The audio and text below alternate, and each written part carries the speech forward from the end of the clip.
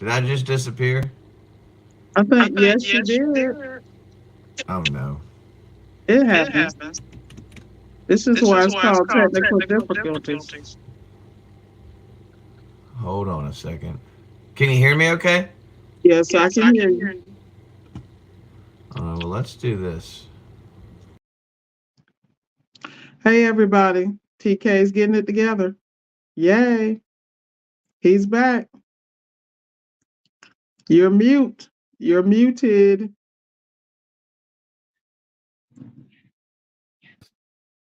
There we go. Can you hear me now? Yep, absolutely. All right, cool. Wow. This has been quite the challenge this morning. Hang on. We're having major technical difficulties. All right, let me see what I can do here.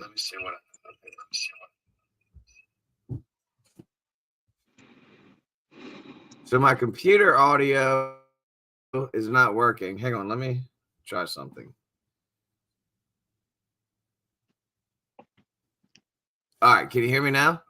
Yes, sir. All right. We're just going to do our best. You got an echo Stu, from we the got an other echo. from the phone. And if I mute the phone, I can't hear you. Exactly. So work it out, sir. Work it out. Oh boy. I got you.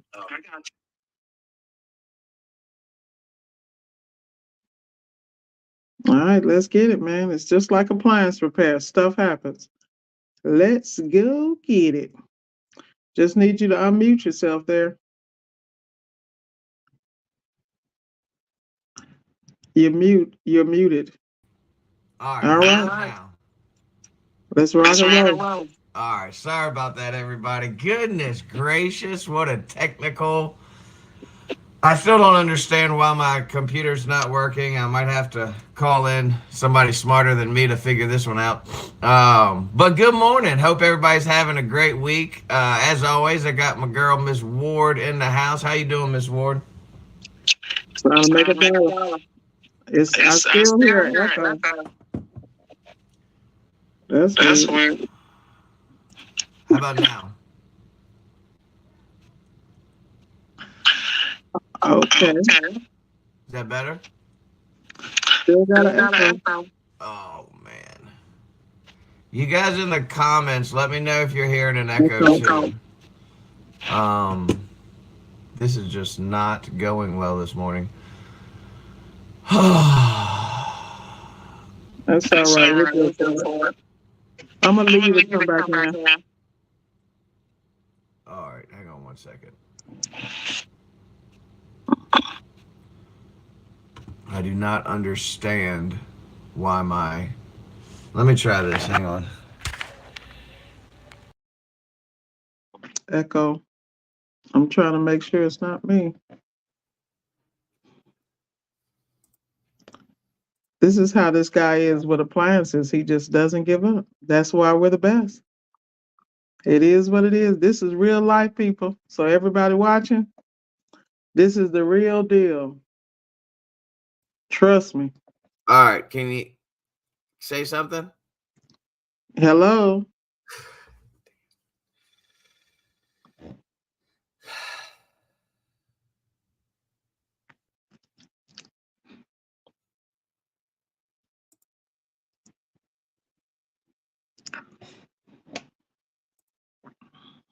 So we're supposed to be discussing recalls today. So we really appreciate your patience. I'm waiting on my partner in crime to get back. He's having a frustration moment. So we're gonna get it. Let's get it. Is this EJ? EJ's coming to the rescue. What's up, EJ? What's going on, Superman? Yeah, you must be in the middle of nowhere because you coming in slow. We got TK here. Come on. We got it. Hey, we the Three Stooges. We got it all day. The Three Musketeers. All right, can you hear me now? I can hear you. Okay. Holy moly, man. No echo, thank God. That was scary. We gotta pray. We gotta pray. Let's just pray. All right. Oh, EJ, mute yourself real quick. It's a little noise there. yeah. How about now? Yeah, you good. All right. Don't be Just out come there in trying to for do some me and backup. get in the accident, okay? So let's pray. I'm ready. Let's get it. I'm ready to start praying right now. Let's do it. Lord, thank you, because we realize that we don't wrestle against flesh and blood, that we wrestle against spirits and principalities. We are gathered here today in your name to let them know we are standing steadfast and unmovable in our faith, in our vision, in our focus. We all have a call on our lives, and we are here to stand the test of time and to stand against any storm. Lord, though they may try to stop us, they can't stop us because we are covered with the love and the blessing of you. Lord, order our steps. Lord, remove any frustrations, any semblance of disruption in our lives.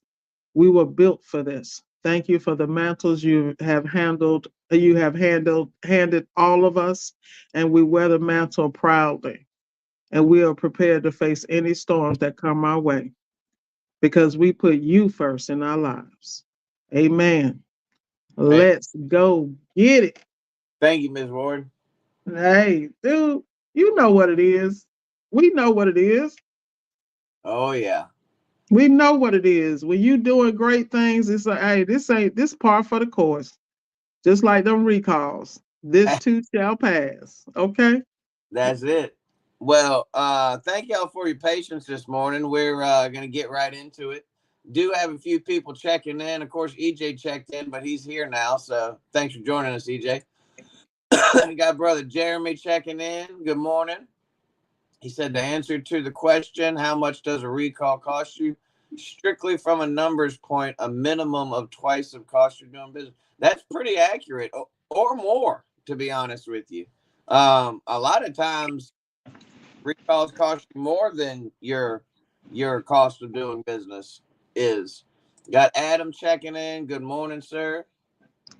And then it's just everybody telling me that was still echo. Hopefully the echo's gone now. I don't know why, but my computer has no sound at all. So I got to figure that out. It's probably something one of my kids did. So I'll afterwards and go find about computers and me like a 10-year-old. If you need something done on the computer, ask a 10 or 11-year-old. They know how to fix it. Technical difficulties,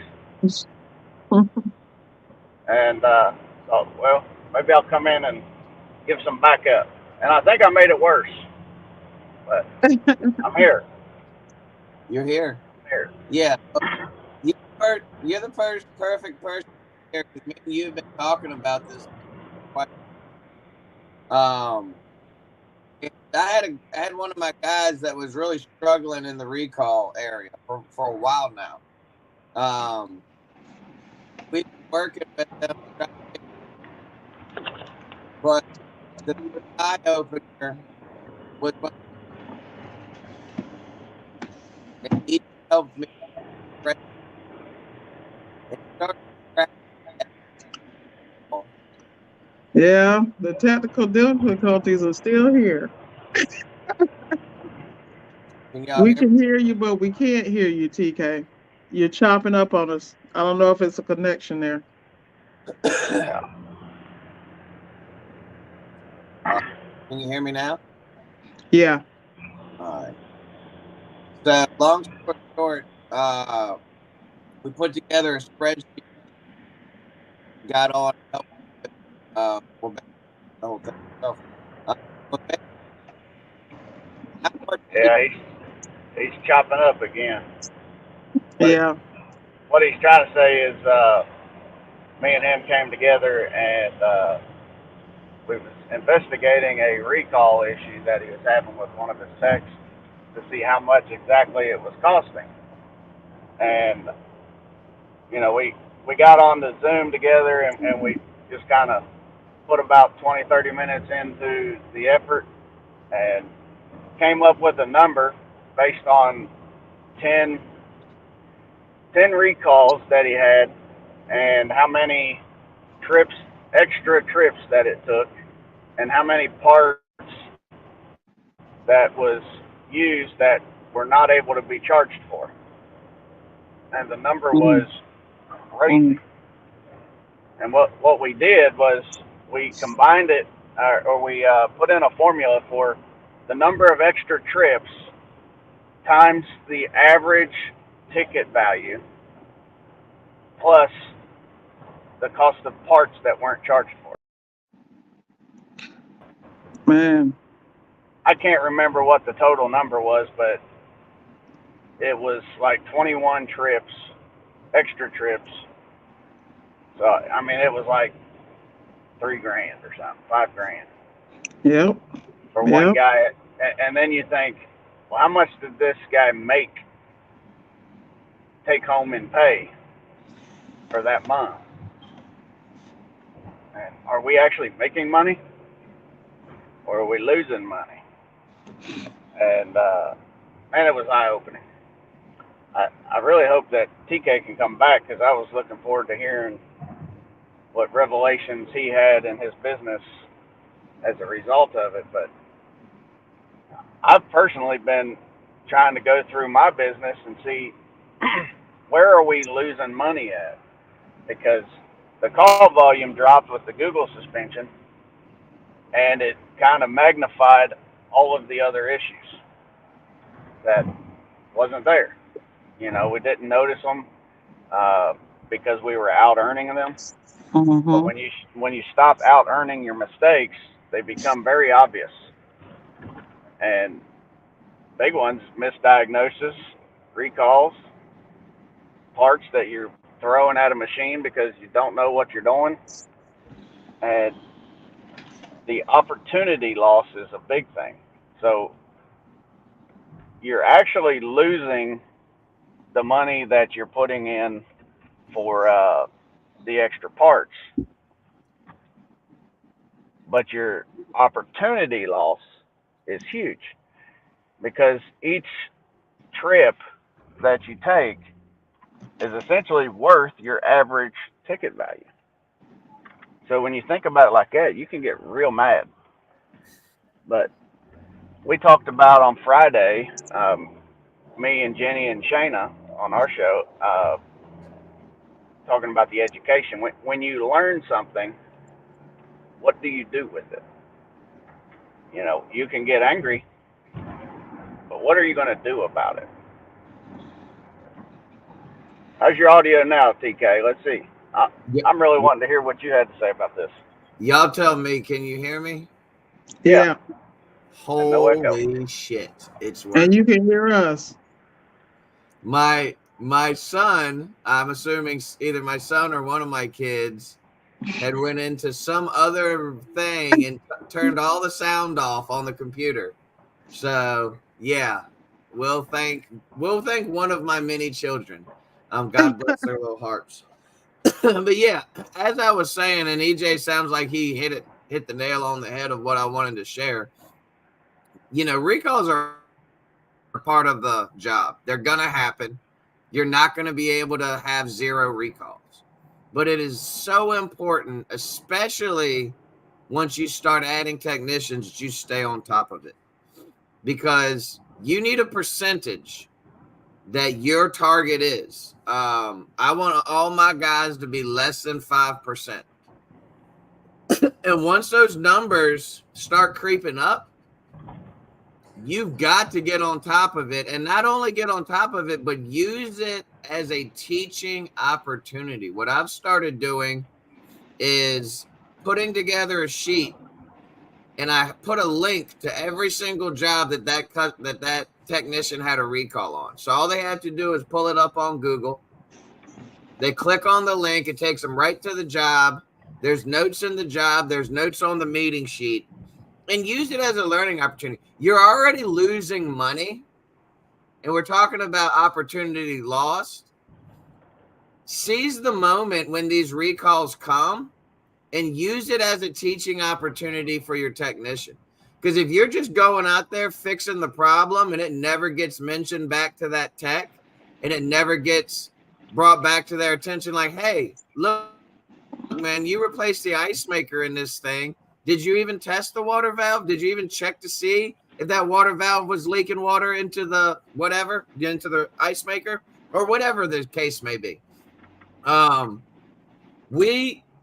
We're all guilty of shotgunning calls, but shotgunning calls is going to cost you money in the long run. You have to teach your guys that.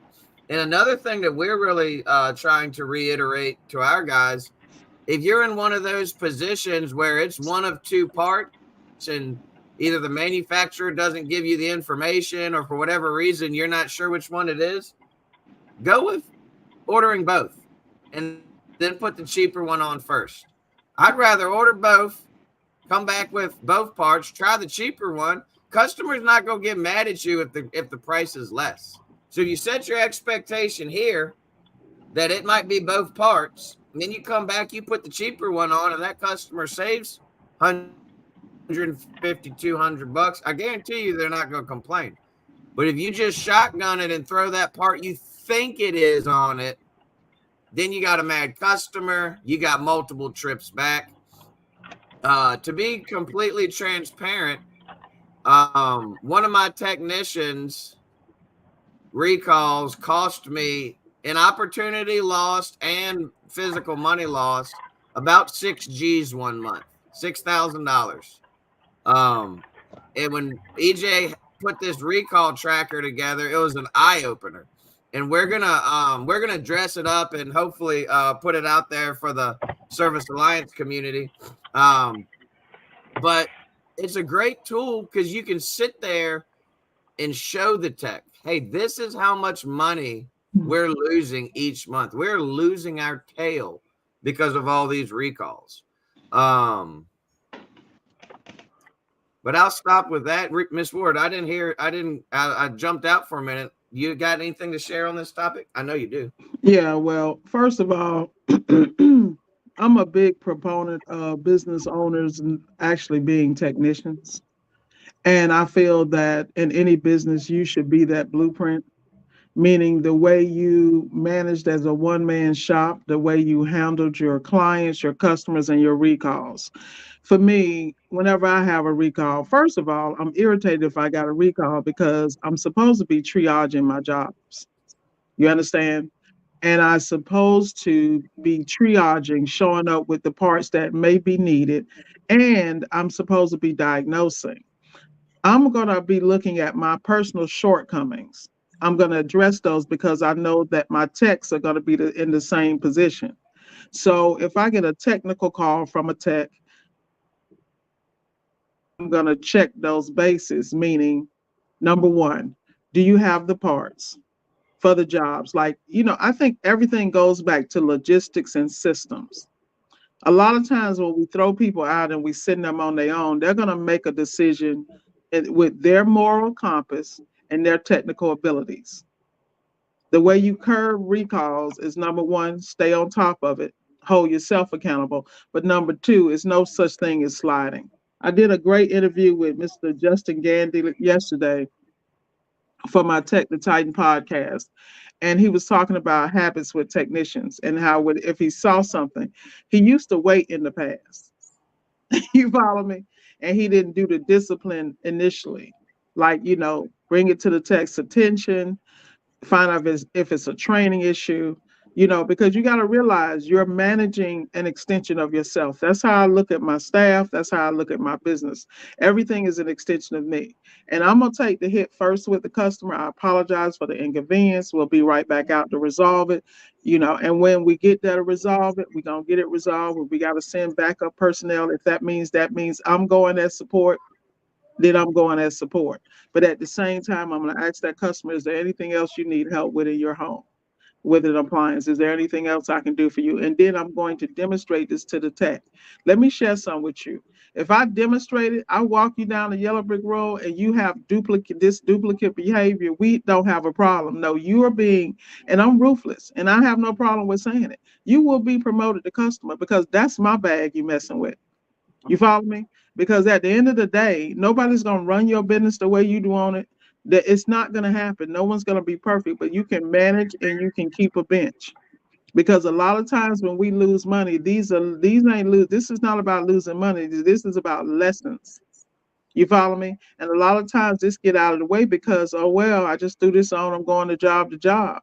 And they're not checked. There are no checks and balances. That's when you got to look in that mirror and own your stuff, fix it, and then put things in place and be weary of it because you know it exists. It's human nature. We are all a habit. Like, you know, look at you guys. You go in the bathroom, you leave the toilet seat up, you live with women. They looking at you like you're crazy. Now in your mind, do I want to hear that? No, let me put the toilet seat down. You feel me? It's the same concept. So that's basically all I have to say about it. Recalls are an opportunity to get better. They will happen, and you will learn things. You can have defective manufactured parts. Those people that like to use knockoffs, I'm not going to say nothing. I'm going to just leave it right there.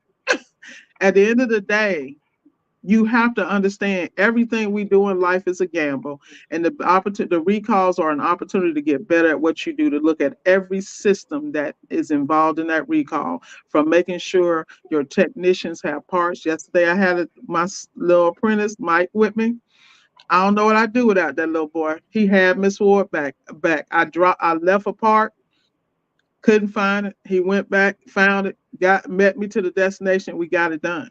But at the end of the day, your people need to take ownership in the business, and they need to have, I hate to say it, they need to understand what we go through by sometimes having that hands-on experience of a screw up and the ramifications of that screw up. Sometimes they got to feel it.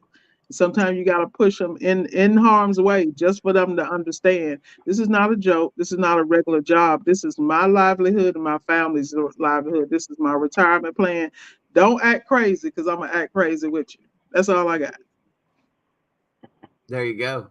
And I think one thing to remember too for you guys that are multi-tech operations, or for those of you that plan to be multi-tech operations, is there has to be repercussions for recall rates being too high. Because at the end of the day, if it doesn't affect them in any way, why do they care? So your system has to be whatever, and on top of that, there has to be a some sort of reward if they do keep their recall rate. Like, let's say you set it at 3%. Like, you hit 3% for a month, I'll give you a $200 bonus. Whatever. There has to be a reward for doing right, and there has to be a consequence for doing wrong. I mean, that's in everything in your business, because you got to remember these technicians aren't business owners. You might be fortunate enough to have one that truly cares and is truly there to just, be a blessing to your company. But a lot of these guys just want to make their money and take care of the customer and go home. But they have to realize how much it's costing the company. And it was a huge eye opener for me. I'm being completely transparent. This week's topic is challenges, and this is one of my biggest challenges right now. So we've been having some meetings. We're putting some new systems in place. We're putting some new checks and balances in place to make sure that, because one of my biggest issues was all the parts that I noticed that were getting, 3 to 4 different parts getting ordered and put on appliances before I even knew about it. And that's a problem. It's a problem when there's things like that going on and you don't even realize it in your own company. But that's the importance of doing these monthly KPIs and reviews of your business. It's literally showing you the inner workings and the ins and outs of everything that's going on. The only reason I caught these things is because I'm doing my KPIs. And for certain, there were certain months in 2023 where old TK was slacking, and he had no clue because he was so busy and he wasn't making the time to do these things.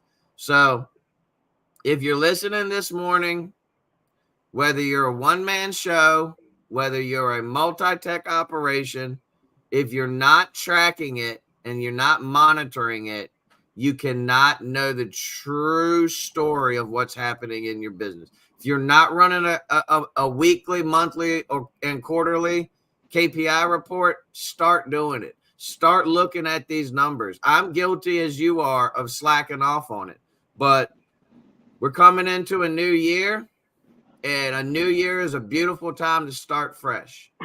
EJ, you got anything to add to that, buddy? Man, I mean, you're hitting it, and I think I'll take it to the next step, because a lot of people's going to be thinking, yeah, I want to pay attention, but how do I do it? How do I pay attention to it? Right? And one thing that I make a habit of doing at least every other day, and more in depth every other week. So every other week we have payroll, and I go through on Thursday morning, and I go through every job that was done in the last 2 weeks. And what I'm doing is tracking commission for my team so that I can calculate it up. And when I'm looking at the job segments, they don't get paid until the job is complete for their commission. So when I see a third segment on the work order that says recall, so they got the service charge and then a part install and then a recall, then that gets my attention. And then when the fourth one says part install, but I don't see any parts on the ticket, I'm looking back, because one, that's 2 times they didn't have the part on them, and we ordered that part. So when we order the parts, we keep a log of all the parts ordered and what job that they were ordered for. So then I can go back to my spreadsheet for the parts ordering and find what part they did order for that, and then I make sure it's on the ticket. Now, Mike is going through and doing this on a daily basis, and then I'm the balance at the end of 2 weeks. So I catch whatever's missed by Mike. And then what we did is half the price, half the cost of the part, or all of the recall price comes off their commission. So, and what I mean by that, not the opportunity cost, but if they charged labor for the job, whether they've been paid for it or not, they lose half of that labor and half of the part. Because I had to have a talk with them back in September. I said, guys, I've been carrying all of you. I've been covering the entire cost, and you guys are still getting paid 100% of your commission when you guys are doing this, and you're costing me money. So moving forward, we're going to have 50%. I'll still cover half. I got to take my piece of this because I'm the owner, and anything they're screwing up is ultimately on me. So, but you're going to lose some. And there was a couple checks after that where 2 of them came back and said, what happened? Why is my check so much lower? So, well, you remember when we talked? That's how much it costs. And that's just half of it.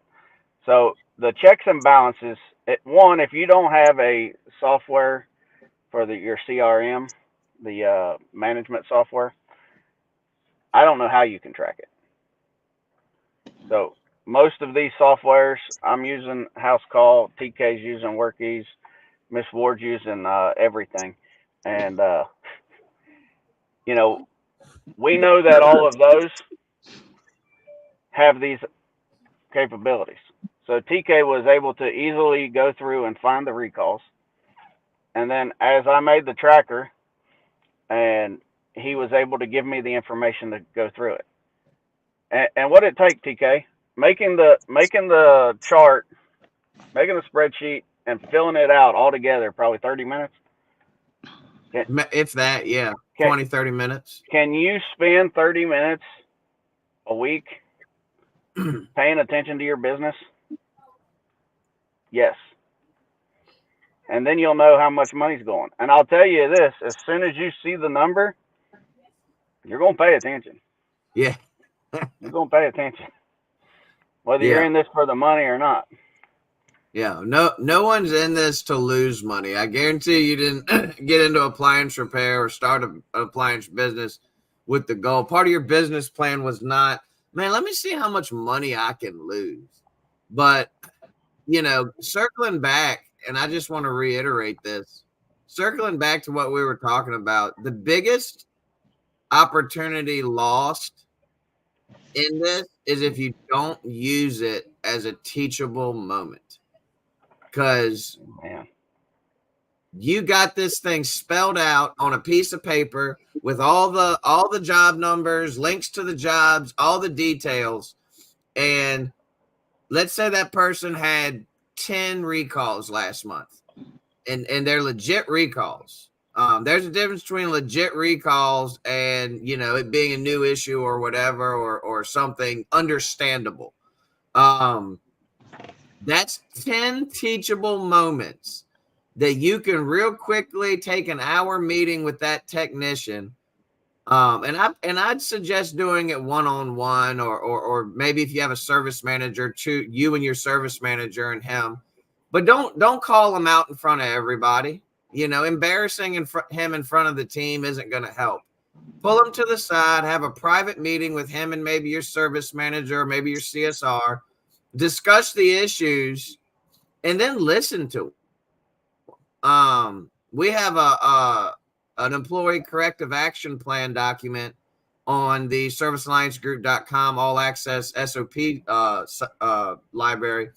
And anytime I have to have one of these sit downs, I write out a corrective plan, because it says to your employee, it says, I care about you. I want to come alongside of you and help you figure out. And I ask my guys, what can we do to help you with this situation? Your recalls are above 10%. What can we do as your bosses and as your team? What can we do to help you? Is there anything within our systems that we need to do better to help you to make sure that you do your best? And listen to them, because a lot of times you'll get some feedback. But the biggest missed opportunity is if you don't take that opportunity to teach your technicians, because that's what's going to make them better techs. Hey, you know, why did you change this part? You know, what was was it out of spec? Did you test it at all? Like, sometimes I go out and look at these recalls and I'm like, you didn't even test anything. Like, you literally just guessed. There's no way. Do you need a new meter, buddy? Because I'll be more than happy to buy you one. But make sure you use that as a teachable. How do you handle recalls where another tech has to fix it? So with us, we're redoing our entire procedures for recalls. Before, we gave the technician one opportunity to go back and get it straight. Now they don't get that opportunity anymore. Once your recall rate goes above 10%, when you get a recall, either myself or Austin's going back out there and we're documenting everything and figuring out what the issue was. And then you lose your commission because you didn't fix the appliance. I'm paying technicians to fix appliances. If you didn't fix it and you just shotgunned it, well, guess what? You lost that commission. Too bad, so sad. Cry me a river.